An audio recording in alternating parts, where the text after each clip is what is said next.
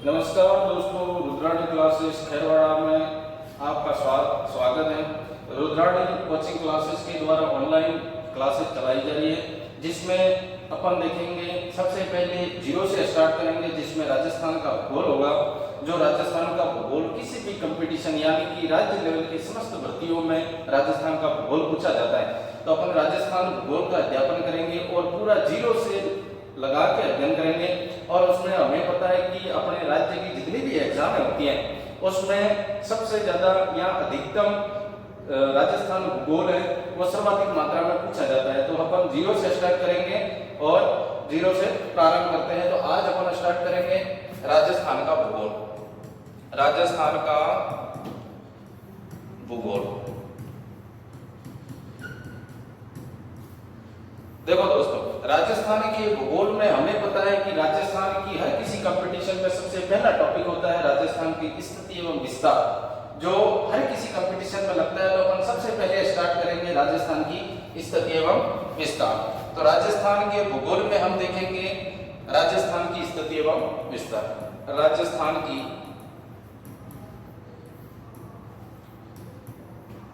स्थिति एवं विस्तार।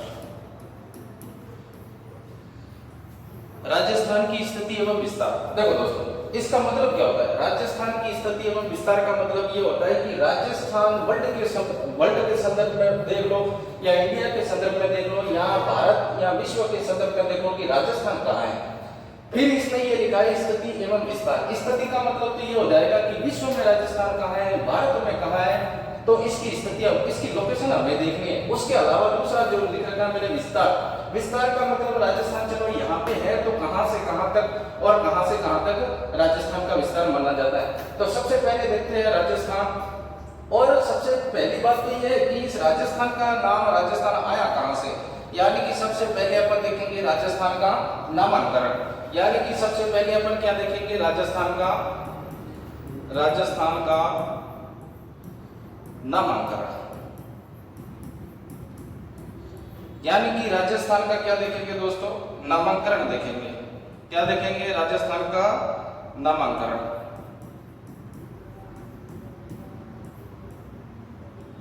राजस्थान के नामांकन में सबसे पहले अपन देखेंगे जाएंगे हमारा प्राचीन जो वेद है। हमारे वेद कितने हैं दोस्तों? 4। कितने वेद है? 4। उसमें सबसे प्राचीन और सबसे बड़ा वेद जो है, जिस वेद का हमें नाम मिलता है, उस वेद का नाम क्या मिलता है हमें? ऋग्वेद। कौन सा वेद? ऋग्वेद दोस्तों। तो क्या ऋग्वेद में राजस्थान के नाम का जिक्र है? बिल्कुल है दोस्तों, ऋग्वेद में राजस्थान नाम का जिक्र है। और ऋग्वेद में राजस्थान का नाम मिलता था हमें ब्रह्मवर्त। क्या मिलता है दोस्तों? ऋग्वेद में राजस्थान का नाम क्या मिलेगा हमें? ब्रह्मवर्त मिलेगा। यानी कि ऋग्वेद में राजस्थान का नाम क्या मिला? ब्रह्मवर्त। इसके अलावा हमारे एक ध्यान रखना है रामायण। कौन सी? वाल्मीकि की कौन सी है? वाल्मीकि जी ने राजस्थान का नाम दिया था, यानी कि रामायण। और रामायण किसकी है?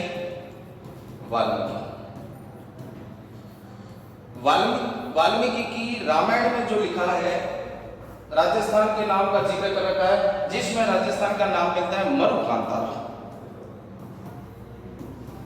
क्या मिलता है दोस्तों? मरुकांता। यानी कि हमें रामायण में राजस्थान का नाम मिलेगा जिसका नाम क्या है? मरुकांता दोस्तों। देखो, ये तो हो गया। यहाँ से हमें कुछ ग्रंथ से भी मिलता है क्या? राजस्थान के प्रमुख ग्रंथ नैनसिरी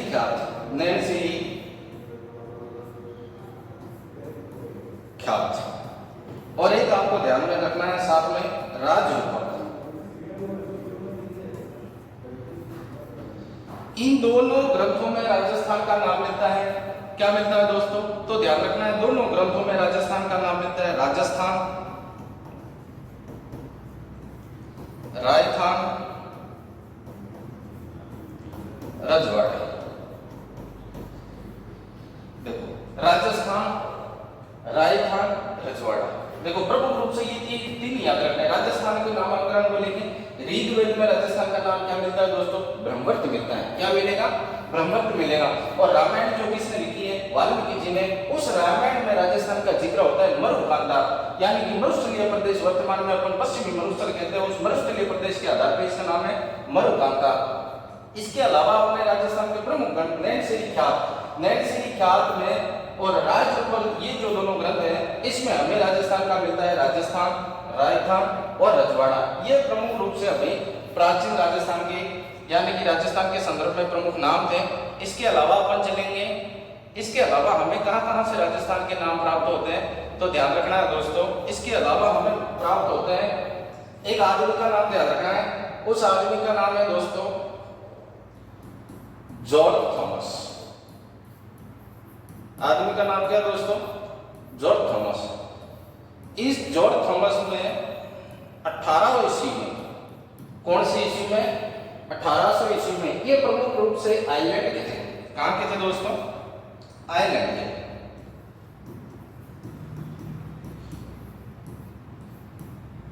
ये कहां के थे? आयरलैंड के थे। इन्होंने एक पुस्तक लिखी थी, इनकी एक पुस्तक है जिस पुस्तक का नाम है द मिलिट्री मेमोरियल्स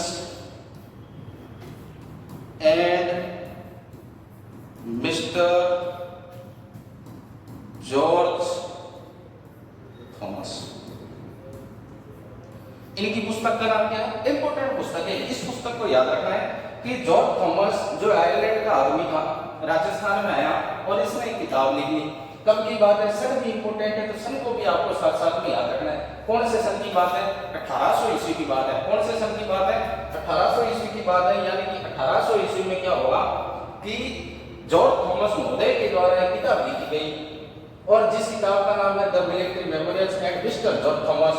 इस किताब में राजस्थान का नाम क्या मिलता है? तो इस किताब में, इस पुस्तक में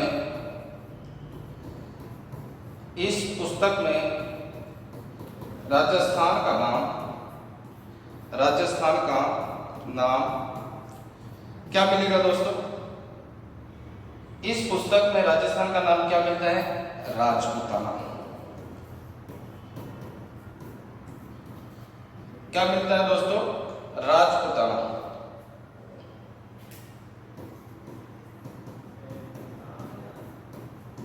ये भी आपको साथ में ध्यान रखना है, राजपूताना। अब अपन ऐसे कह सकते हैं कि इन्होंने राजपूताना नाम कैसे रखा होगा? सपोज करो अपने यहाँ अपने राजस्थान में क्या हुआ करता था? राजपूतों का शासन हुआ करता था। जब यहाँ राजपूतों का शासन हुआ करता था तब ये आदमी आया होगा, यानी कि 1800 ईस्वी में ये आदमी आया जब यहाँ राजस्थान में किसका शासन हुआ करता था? राजपूतों का शासन हुआ करता था। तो इस आदमी ने यानी कि जॉर्ज थॉमस महोदय ने देखा कि यहाँ तो राजपूत शासन कर रहे हैं, तो इस देश या इस क्षेत्र का नाम भी क्या होना चाहिए? राजपूताना होना चाहिए। तो इसने राजपूत न लिख के, राजपूत उसको लिखना था राजपूत, लेकिन उसने लिख लिया जैसे राज,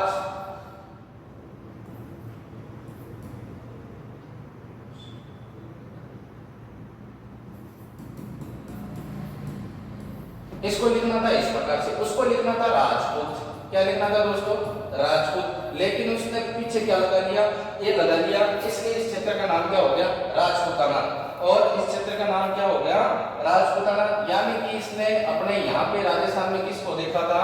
राजपूतों को देखा। यानी कि जब ये यहाँ पे आया तो इसने किसका शासन हुआ करता था? जब ये आया था तब तो राजपूतों का शासन हुआ करता था, इसलिए इस क्षेत्र का नाम क्या हो गया? Rajputana.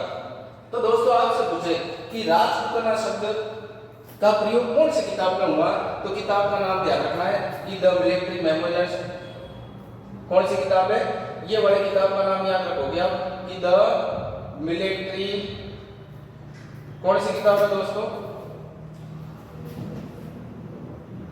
The military memorials and mister George Thomas. Rajputana नाम किसने दिया था? जॉर्ज थॉमस ने। कब की बात है? 1800 ईस्वी की।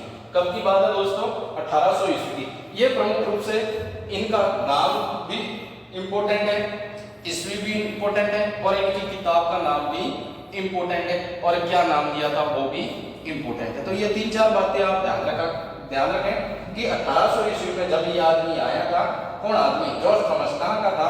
आयरलैंड का था। उसकी एक पुस्तक थी जिस पुस्तक का नाम था the military memorials and mister George Thomas में राजस्थान का हमें नाम क्या प्राप्त होता है? तो राजपूताना। किसी ने बोल दिया कि सर राजपूताना नाम कैसे रखा? तो जब ये आदमी यहाँ राजस्थान में आया था, जब ये आदमी यानी कि कौन सा आदमी? जॉर्ज थॉमस राजस्थान में आएगा तो यहाँ जिसका शासन था, किसका शासन था? राजपूतों का शासन था। तो राजपूतों का शासन होने के कारण इस क्षेत्र को इस आदमी ने जॉर्ज थॉमस महोदय जी ने इस क्षेत्र को क्या बोल दिया? राजपूताना बोल दिया। ठीक है दोस्तों, आगे चलते हैं। दूसरा आदमी है जिस आदमी का नाम है, जिस आदमी का नाम मिलता है अपने को, क्या मिलता है दोस्तों? Colonel James Tod. क्या नाम मिलता है दोस्तों? Colonel James Tod. Colonel James Tod थे, ये मुख्यतः इंग्लैंड के थे। कहां के थे? इंग्लैंड के थे। कहा जाता है कि 1805 या 1806 ईस्वी में ये सबसे पहले भीलवाड़ा आए थे। कहां पे आए थे? भीलवाड़ा आए थे और एक आदमी से मिले थे, यानी कि कौन सा आदमी था? तो उस आदमी का नाम है यति ज्ञानचंद्र। किस आदमी से मिले? यति ज्ञानचंद्र से मिले। यानी कि इस कर्नल जेम्स टॉड ने जिस आदमी से मिला, यानी कि किस आदमी से मिले? ये कर्नल यति ज्ञानचंद्र जी से मिले। यानी कि यति ज्ञानचंद्र जी को कर्नल जेम्स टॉड के द्वारा क्या बनाया गया? गुरु बनाया गया। तो अपन सीधा कह सकते हैं कि कर्नल जेम्स टॉड के गुरु कौन है? यति ज्ञानचंद्र। ये भी आपको साथ में ध्यान रखना है। इनके गुरु कौन से हो गए? यति ज्ञान। कैसे गुरु बने? जैसे भाई कोई बाहर का आदमी चलेगा, इंग्लैंड का आदमी राजस्थान में आ रहा है, जब राजस्थान में आया तो ये कहां के थे? तो ये भी ध्यान रखना, ये भीलवाड़ा के थे। कहां के थे दोस्तों? भीलवाड़ा के। जब इस आदमी के पास में जाएंगे, इस आदमी से मिलेंगे, कुछ जानकारी लेंगे, तो इन्होंने मान लिया कि मेरे को इतनी सारी जानकारी दी, या ऐसा कुछ बताया होगा कि राजस्थान की जानकारी दी होगी, तो इस आदमी को कर्नल जेम्स टॉड के द्वारा क्या मान लिया जाता है? गुरु मान लिया जाता है।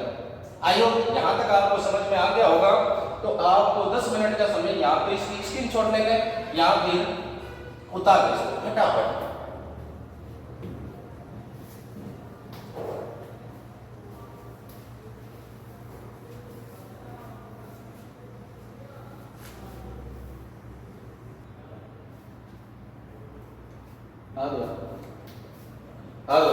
यहां तक आपने उतार लिया होगा। अब अपन आगे चलते हैं दूसरे पेज पे।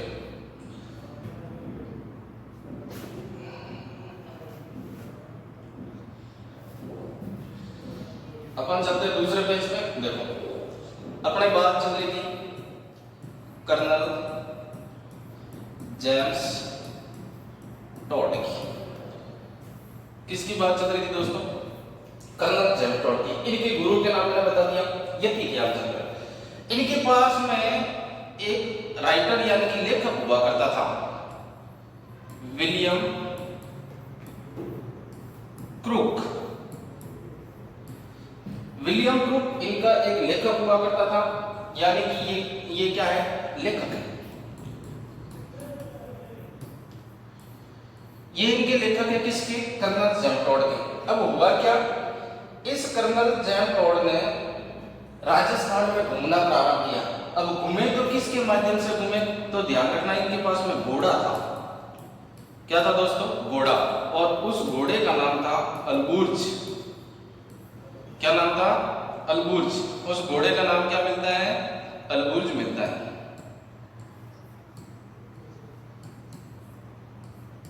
घोड़े का नाम क्या मिलता है दोस्तों? अलबुर्ज। इन घोड़े के द्वारा इन्होंने राजस्थान का भ्रमण किया। तो भ्रमण किया तो साथ में याद मिला। कौन सा आदमी? William crook. इस आदमी ने जहां जहां भ्रमण किया तो उसने लिखता गया, तो एक पुस्तक का निर्माण हो गया, यानी कि एक पुस्तक लिख डाली। अब वो पुस्तक कौन सी है? तो देखो साहब, पुस्तक जो होगी इनकी क्या होगी? एक पुस्तक। और पुस्तक का नाम है दोस्तों द एनाल्स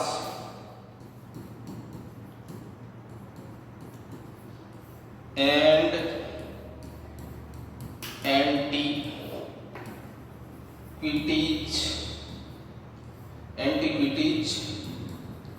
ऑफ राजस्थान। इनकी पुस्तक का नाम क्या है दोस्तों? The annals and antiquities of Rajasthan. इस आदमी ने किताब लिखी। ये किताब किसने लिखी? तो ध्यान रखना, विलियम क्रूमर। किताब किसकी है? कर्नल जेम्स टोड ने। इस किताब में राजस्थान का नाम मिलता है। राजस्थान का नाम इस किताब में, यानी कि किसकी किताब में? कर्नल जेम्स टोड की किताब में राजस्थान का नाम क्या मिलता है? तो ध्यान रखना, राजस्थान। क्या मिलता है दोस्तों? राजस्थान। यानी कि इस किताब में तो इंपोर्टेंट इसमें क्या है? एक तो इनकी पुस्तक याद रखनी है प्रमुख रूप से, इनके लेखक का नाम याद रख लेना, और घोड़ी की बात। ये कौन से सन की बात है? तो ये है 1829 ईस्वी की। कब की है दोस्तों? 1829 ईस्वी की बात है तब। अब ये पूरा घोड़ा लेके राजस्थान की किताब लिख ली। इसलिए किताब लिख ली तो इनको कहा जाता है राजस्थान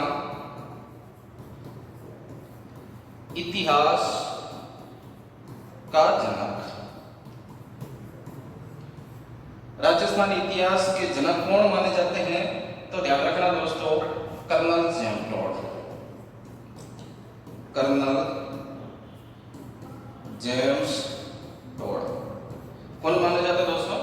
कर्नल जेम्स टोड। यानी कि राजस्थान इतिहास का जनक किसे कहा जाता है? Colonel James Tod. क्यों कहा जाता है? तो ध्यान रखना दोस्तों कि इस आदमी के द्वारा पूरे राजस्थान का भ्रमण करके किताब का निर्माण कर लिया और उसमें राजस्थान इतिहास का जिक्र किया था। इसलिए इसको कहा जाता है, क्या कहा जाता है? राजस्थान इतिहास का जनक कहा जाता है। ये आदमी घूमता घूमता चला गया कहां पे? सिरोही में। अब सिरोही में गया तो गुरु शिखर के पास में गया। जब यहाँ पे गया, वहां पे जाएगा तो बहुत सारे ऋषि मुनि, पवित्र स्थान माना जाता था, ऋषि मुनि बैठे थे, यज्ञ वगैरह कर रहे थे। इसने देख लिया। तो जब जहां गुरु शिखर पे गया था तो इसने देखा कि ये तो संतों की भूमि है भाई, तपोभूमि मान लो। तो यहां इसने बोल दिया गुरु शिखर को कर्नल जेम्स टोड ने संतों का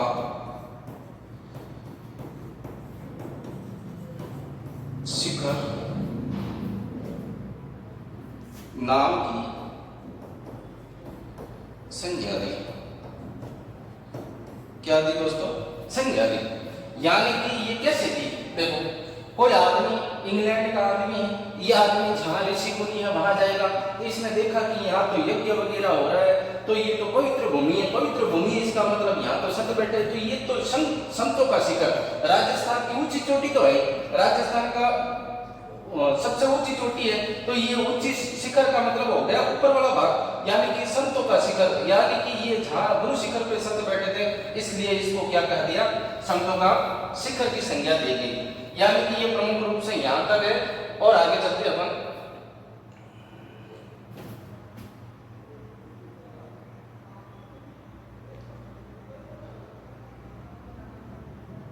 देखो दोस्तों, संतों का शिखर ये तो था कर्नल जेम्स टोड का।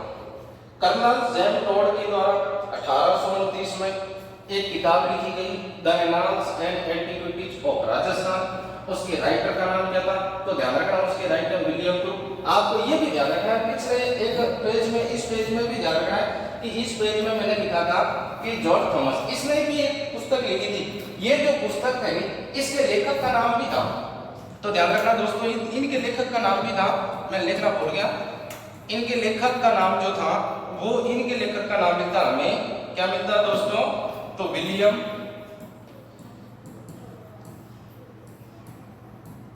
फ्रैंकलिन। क्या मिलता है दोस्तों? William Franklin. तो ये तो किसके थे? जॉर्ज थॉमस के। आ गया समझ में? और अपन बात जो कर रहे हैं वो किसकी कर रहे थे? Colonel James toad.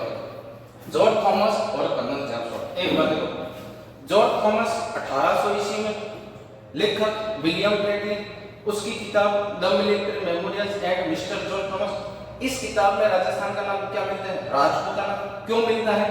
क्योंकि जब जॉर्ज थॉमस जी राजस्थान में आए थे तो क्या हुआ कि यहाँ जो शासन कर रहे थे वो कौन थे? राजपूत। इसलिए इस प्रदेश को क्या बोल दिया? राजपूताना बोल दिया। इसके बाद में एक आदमी और आता है जिसका नाम है कर्नल जेम्स टोड। कहाँ का है? इंग्लैंड का है। ये सबसे पहले कहाँ था? भीलवाड़ा बनाता है। ध्यान रखना, जॉर्ज थॉमस की जो मृत्यु होती है वो बीकानेर में होती है। आयरलैंड का था और बीकानेर में इसकी मृत्यु होती है। कर्नल जेम्स टोड 1829 ईस्वी में किताब लिखते हैं जिस किताब का नाम है the annals and activities of Rajasthan. किताब के राइटर का नाम है विलियम फ्रैंकलिन। ये किताब किसको समर्पित है? ये ध्यान रखना। एक चीज और याद रखना कि यह पुस्तक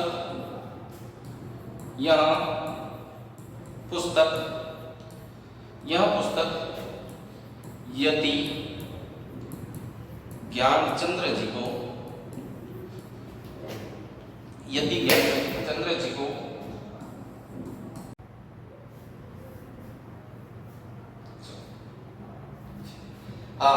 तो ये किताब किससे संबंधित थी? यति ज्ञानचंद्र जी को समर्पित थी। अब देखो एक शिलालेख याद रखना। एक शिलालेख है, यहां हमें मिलते हैं शिलालेख, और शिलालेख का नाम है बसंतगढ़।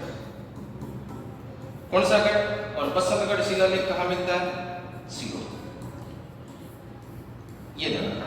बसंतगढ़ शिलालेख हमें कहां से प्राप्त होता है? सिरोही से प्राप्त होता है। इसका मतलब यहां से हमें क्या मिले? ये है लिखित प्रमाण। ये कौन सा है?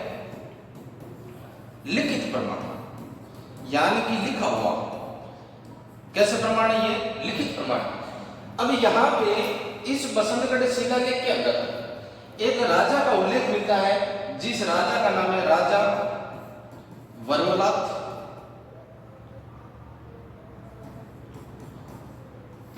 राजा का नाम क्या है? वर्मलात। कौन से वंश से संबंधित था? मिलता है लिखा हुआ। तो ये ध्यान रखना, चावड़ वंश। कौन से वंश से संबंधित है? चावड़ वंश। और चावड़ वंश जो होता है वो राजपूतों का वंश है।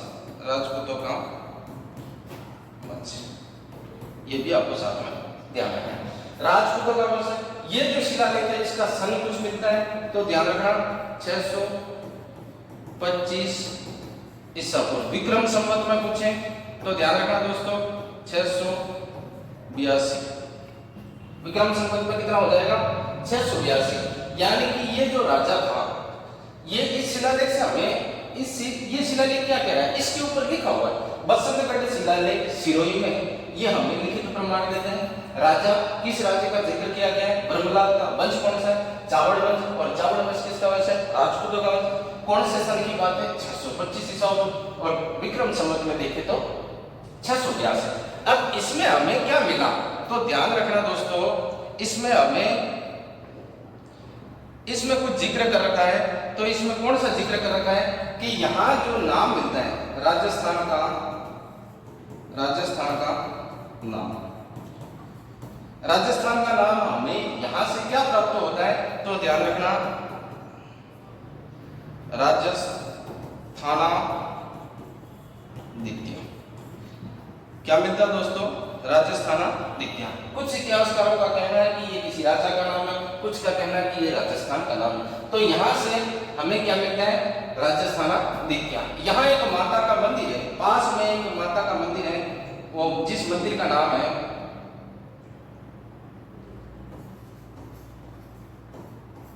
तो ध्यान रखना खिम्मल माता। खिम्मल माता के मंदिर के खंबे से प्राप्त हुआ। कहां से प्राप्त है दोस्तों? खिम्मल माता के मंदिर के खंबे से प्राप्त। ये सारी चीज है सिरोही। यहां तक क्या क्या चीज मैंने बताई आपको समझ में आ गई होगी। देखो मैं थोड़ा सा छोटा करके आपको बता देता हूं कि क्या क्या चीज है।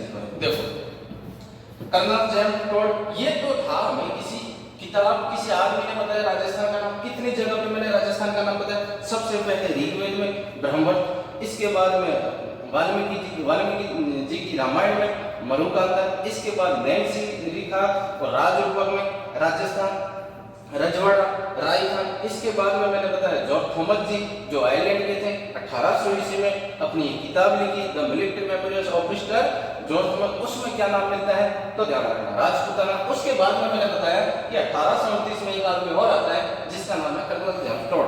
1829 इंग्लैंड का आदमी था, उसने एक किताब लिखी जिस किताब का नाम है the annals and activities of Rajasthan. इस किताब में राजस्थान का नाम क्या मिलता है तो राजस्थान मिलता है। इसके पास में पूरे राजस्थान का भ्रमण किया और भ्रमण किया तो इसके साथ इसके पास में घोड़ा हुआ करता था जिस घोड़े का नाम था अलबुर्ज। उस घोड़े का नाम क्या था अलबुर्ज था। इसने पूरा संपूर्ण क्या किया कि संपूर्ण जो राजस्थान का इतिहास था उसको इकट्ठा किया, उसकी व्याख्या करी। इसलिए इसको कहा जाता है राजस्थान इतिहास का जनक कहा जाता है। क्या कहा जाता है राजस्थान इतिहास का जनक कहा जाता है। लेकिन ध्यान रखना दोस्तों ये कर्नल जेम्स टॉड जो था वो सिर जाते हैं अपने गुरु शिखर राज्य की सबसे ऊंची चोटी, उस चोटी के ऊपर जाते हैं तो यहाँ ये देखते हैं कुछ ऋषि मुनियों के द्वारा यज्ञ वगैरह किया जाता था। तो इन्होंने जैसे ही ऋषि मुनियों को देखा यज्ञ वगैरह करते हुए देखा तो इनको लगा कि ये तो एक प्रकार की संत महासंतों की भूमि हुआ करती है, यानी कि एक संत और महासंतों की भूमि है। इसलिए इस भूमि को तो कहा जाएगा क्या संतों का शिखर कहा जाएगा। तो संतों के शिखर की संज्ञा किसने दी थी कर्नल जेम्स टॉड ने दी थी। किसने दी थी दोस्तों कर्नल जेम्स टॉड ने दी थी। उसके बाद में मैंने एक शिलालेख यानी कि लिखित प्रमाण हमें शिलालेख के माध्यम से मिला था और उस शिलालेख का नाम था बसंतगढ़ शिलालेख। उस शिलालेख का नाम क्या था दोस्तों बसंतगढ़ शिलालेख। और बसंतगढ़ जो शिलालेख है हमें कहां से प्राप्त होता है सिरोही से प्राप्त होता है। ये कौन से राजा से संबंधित है तो ब्रह्मलाद करके कोई राजा से संबंधित है। और कौन से वंश से संबंधित है तो ध्यान रखना चावल वंश से संबंधित है। और चावल वंश जो होता है वो राजपूतों का एक वंश माना जाता है। और ये कौन से सन की बात है तो ध्यान रखना 625 और 682 विक्रम संवत की बात है। इसके बाद में यहाँ नाम क्या मिलता है राजस्थान का तो ध्यान रखना है राजस्थान आदित्य। इतिहासकारों का कहना है कि ये किसी राजा का नाम है और अलग अलग इतिहासकारों का कहना है, किसी इतिहासकार का कहना है कि किसी अपने राजस्थान का ही नाम मिलता है। उसके पास में एक मंदिर है जिस मंदिर का नाम है खिमन माता का मंदिर, उसके खंबे से प्राप्त हुआ था। ये भी साथ में आपको ध्यान रखना है। तो 10 सेकंड का समय या तो स्क्रीनशॉट ले लें या फिर इसको उतार लें फटाफट।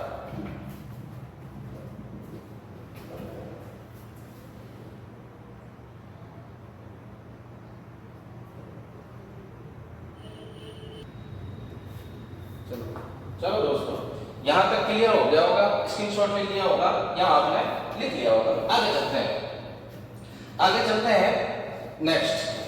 नामकरण में जितनी भी चीजें थी मैंने सारी चीजें बता दी है। अब अपन चलते हैं राजस्थान की स्थिति। नामकरण का उसके बाद में थी राजस्थान की स्थिति पर उसके बाद में अपन देखेंगे विस्तार। तो स्थिति में देखते हैं, स्थिति में देखेंगे अपन कि स्थिति में देखेंगे दोस्तों, स्थिति में देखेंगे कि विश्व में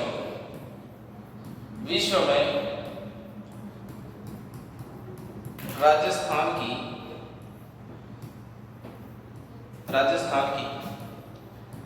स्थिति, विश्व में किसकी स्थिति दोस्तों राजस्थान की स्थिति। विश्व में किसकी स्थिति देखनी है राजस्थान। देखो दोस्तों एक में ऐसे ग्लोब बना रहा, इसके बीचों बीच में एक रेखा है अपनी जिस रेखा का नाम है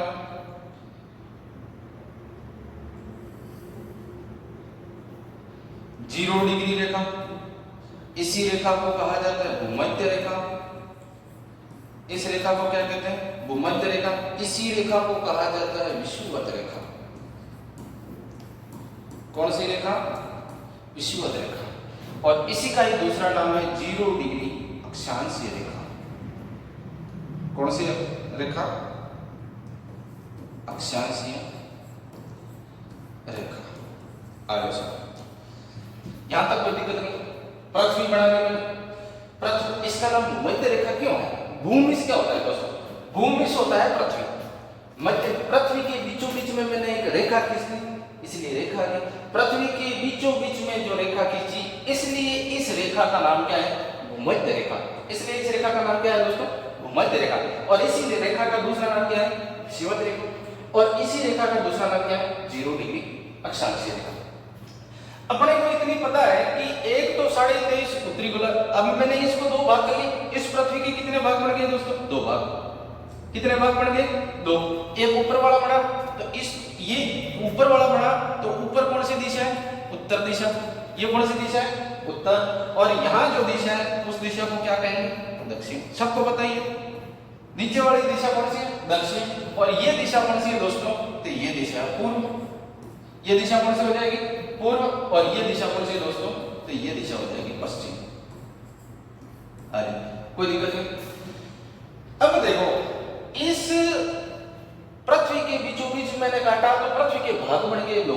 कितने भाग बन गए? दो। ये कौन सी दिशा? उत्तर दिशा। कौन सी दिशा हो जाएगी? उत्तर दिशा है। अब उत्तर दिशा है, इसका मतलब इस भाग को क्या कहा जाएगा? उत्तरी गोलार्ध। इस भाग को क्या कहा जाएगा? उत्तरी गोलार्ध। कोई दिक्कत नहीं, उत्तर दिशा है इसलिए इस भाग को क्या कह दिया? उत्तरी गोलार्ध। पृथ्वी को बीच में से काट लिया तो भाग कितने बन गए? दो। ऊपर उत्तर दिशा है तो इस गोलार्ध को क्या बोल देंगे? उत्तरी गोलार्ध। और नीचे कौन सी दिशा है? दक्षिण, तो इसको बोल देंगे अपन दक्षिणी गोलार्ध। अरे कोई दिक्कत नहीं। कौन सा गोलार्ध हो गया? दक्षिणी दिशा थी इसलिए इसको मैंने क्या बोल दिया? दक्षिणी गोलार्ध। अब देखो सब, अब ये देखा है कि ये तो गया, लेकिन अपने को ये पता है कि एक उत्तरी गोलार्ध में एक रेखा है जिसका नाम है 23.5 डिग्री और एक दक्षिणी गोलार्ध में दो रेखाएं। तो 23.5 डिग्री 23 डिग्री 30 मिनट नॉर्थ बोले तो उत्तर, और एक यहां मैं लिखता हूं 23 डिग्री 30 मिनट साउथ। साउथ का मतलब दक्षिण। एक तो उत्तरी गोलार्ध में 23.5 डिग्री पर रेखा है, एक दक्षिणी गोलार्ध में 23.5 डिग्री पर रेखा है। यहां मैंने लिखा 23 डिग्री 30 मिनट नॉर्थ उत्तर और 23 डिग्री 30 मिनट साउथ दक्षिण। ये देखो, अब अपने दिक्कत ये आती है कि उत्तरी गोलार्ध में जो रेखा है उस रेखा को क्या कहा जाता है और दक्षिणी गोलार्ध में जो रेखा है उस रेखा को क्या कहा जाता है। तो इसके लिए कतई कोई दिक्कत टेंशन लेने की जरूरत नहीं है। देखो ये जो ऊपर वाली रेखा है इसको तो कहा जाता है कर्क रेखा। इसको क्या कहा जाता है दोस्तों? कर्क रेखा। और ये दक्षिण में 23.5 पे है, इसको कहा जाता है मकर रेखा। इस रेखा को क्या कहा जाता है? मकर रेखा कहा जाता है। फिर भी याद नहीं होगा। देखो अपना वर्णमाला तो पढ़ते ही है, तो वर्णमाला पढ़ते हैं तो वर्णमाला में पहले क आता है कि म आता है। तो वर्णमाला में पहले क आएगा उसके बाद में म आएगा। तो क पहले आता है तो क कहाँ है? ऊपर है। ऊपर का मतलब उत्तरी गोलार्ध में। तो उत्तरी गोलार्ध में जो रेखा है उस रेखा को क्या कहते हैं? कर्क रेखा। और दक्षिणी गोलार्ध में जो रेखा है उसको क्या कहते हैं? मकर रेखा। कभी कोई दिक्कत नहीं है। देखो सब इसके अलावा देखना क्या है कि अपने को तो ये देखना कि विश्व में राजस्थान की स्थिति, विश्व में राजस्थान की स्थिति। अपने को इतना नॉलेज है सिर्फ कि भारत के बीचों बीच से एक रेखा गुजरती है जिस रेखा का नाम है कर्क रेखा। यानी कि अपन मान ले मैं छोटा सा यहाँ भारत बना दूं, ये लो जी, ये मान लो भारत बन गया। ये छोटा सा क्या बन जाएगा? भारत बन जाएगा।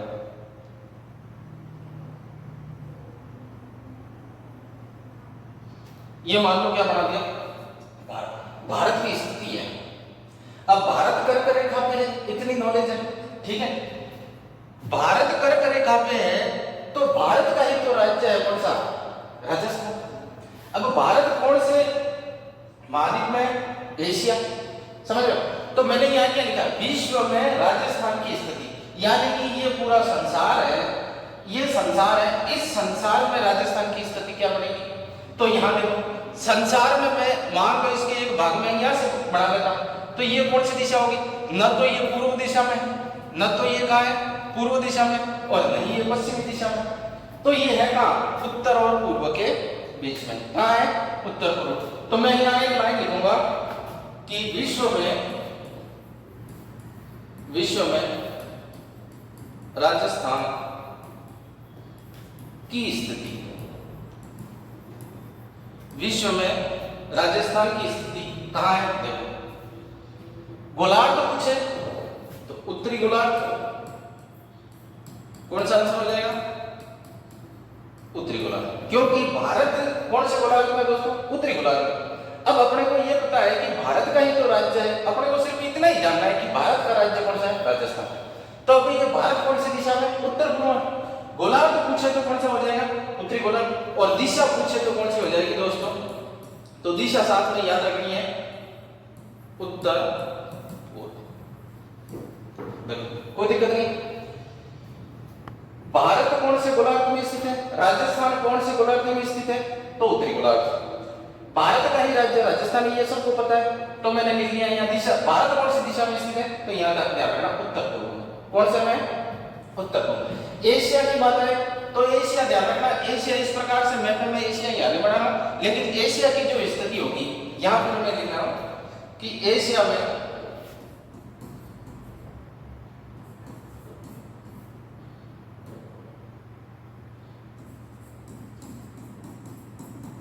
राजस्थान की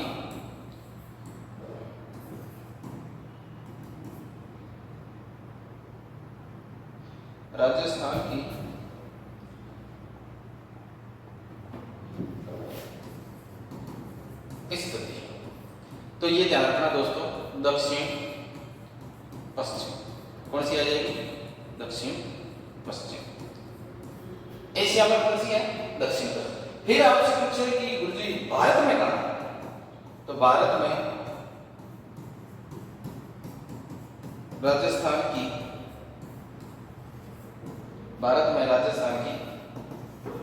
स्थिति।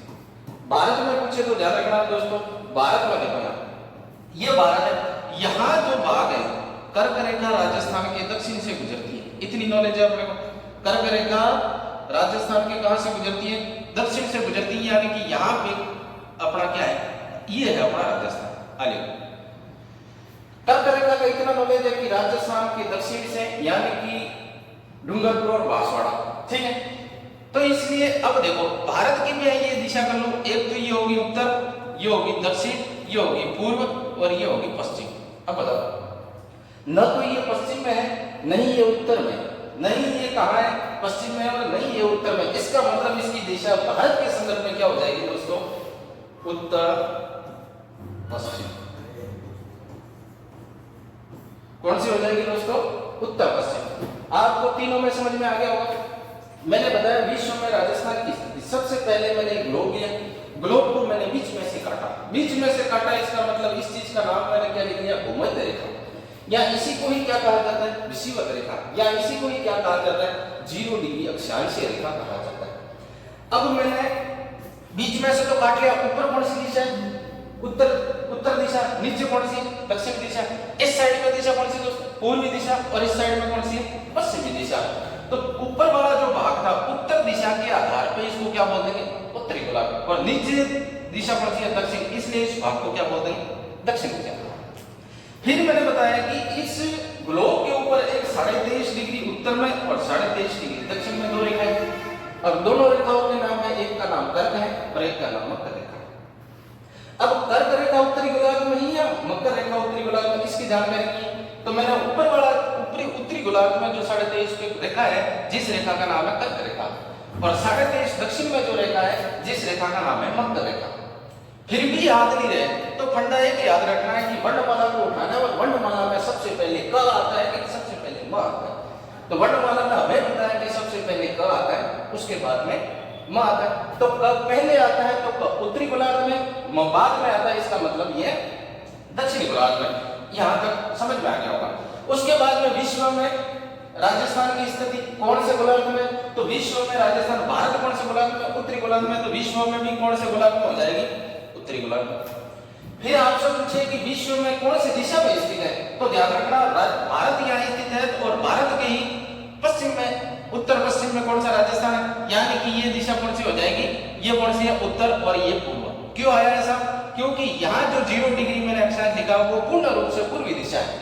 कौन सी दिशा है, पूर्वी। तो ये तो पूर्ण रूप पूर्वी में तो है ही, और ऊपर उत्तर में भी नहीं, यानी कि ये दिशा बढ़ जाएगी कौन सी, उत्तर पूर्व। कौन सी दिशा बढ़ जाएगी, उत्तर। विश्व के संदर्भ में कौन सी दिशा बढ़ जाती है दोस्तों, उत्तर पूर्व। उसके बाद में मैंने लिखा एशिया में राजस्थान की स्थिति। एशिया के मैप को उठाना और एशिया के मैप को, एशिया को अलग करना। एशिया को अलग करोगे तो एशिया में दक्षिण वाले भाग में कौन सा, भारत है। आगे समझ में, न तो भारत दक्षिण में, नहीं पश्चिम में, तो कौन सी दिशा में, दक्षिण पश्चिम में। दक्षिण पश्चिम में कौन सा भाग आता है, एशिया के संदर्भ में राजस्थान को दक्षिण पश्चिम, कोई दिक्कत नहीं। आगे भारत में राजस्थान की स्थिति, भारत को मैंने 4 दिशाओं में डिवाइडेशन कर लिया, ऊपर वाली दिशा उत्तर दिशा, नीचे वाली दक्षिण दिशा। ये पूर्वी दिशा है, ये पश्चिम। न तो ये राजस्थान कहाँ है, पूर्व में, और न ही पश्चिम में, न ही ये उत्तर में, यानी कि राजस्थान की स्थिति यहाँ है। इसका मतलब भारत के संदर्भ में भी कौन सी दिशा हो जाएगी, उत्तर पश्चिम। कौन सी दिशा हो जाएगी, उत्तर पश्चिम। कौन सी दिशा हो जाएगी दोस्तों, उत्तर पश्चिम। आई होप ये चीज आपको समझ में आ गई होगी। 10 मिनट का समय है, आगे यहाँ तक आप रिवाइज करके भी देख लेना, और नहीं समझ में आए तो कमेंट बॉक्स में कमेंट करना कि सर ये चीज हमें समझ में नहीं आई, तो उस चीज को मैं समझाने की कोशिश करूंगा, और इस चीज को आराम से देखें। आज के दिन के लिए इतना ही, कल अपन नए वीडियो के साथ मिलेंगे। धन्यवाद।